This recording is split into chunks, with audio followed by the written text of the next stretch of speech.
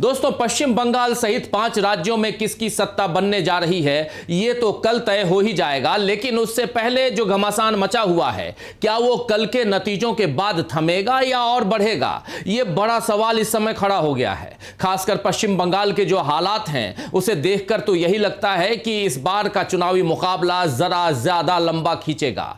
दोस्तों, आप जानते हैं कि आम तौर पर मतदान तक चुनावी घमासान जारी रहता है और उसके बाद शांति हो जाती है, लेकिन पश्चिम बंगाल के चुनावों में ऐसा होता नजर नहीं आ रहा है। 29 अप्रैल को दूसरे और आखिरी दौर की वोटिंग खत्म होने के बाद शनिवार को फिर 15 बूथों पर वोटिंग कराई गई, जिसमें मगराहाट पश्चिम विधानसभा क्षेत्र में 11 बूथों पर और डायमंड हार्बर विधानसभा क्षेत्र के 4 बूथों पर वोटिंग हुई।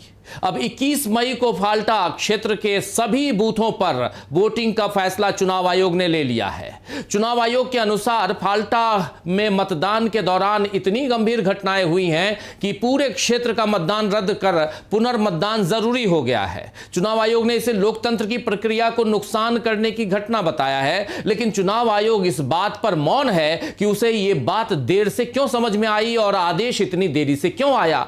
अभिषेक बनर्जी ने इस पर जो चुनौती पेश की है उसमें बीजेपी का डर और बढ़ सकता है। एक पोस्ट में अभिषेक बनर्जी ने लिखा है कि आपके बांग्ला विरोधी गुजराती गिरोह और उनके कठपुतली ज्ञानेश कुमार के लिए 10 जन्म भी मेरे डायमंड हार्बर मॉडल में एक खरोंच तक नहीं लगा पाएंगे। अपनी पूरी ताकत लगा दो। मैं पूरे भारत संघ को चुनौती देता हूं, फाल्टा आओ। अपने सबसे ताकतवर को भेजो, दिल्ली से किसी एक सरगना को भेजो। अगर हिम्मत है तो फाल्टा में चुनाव लड़ो।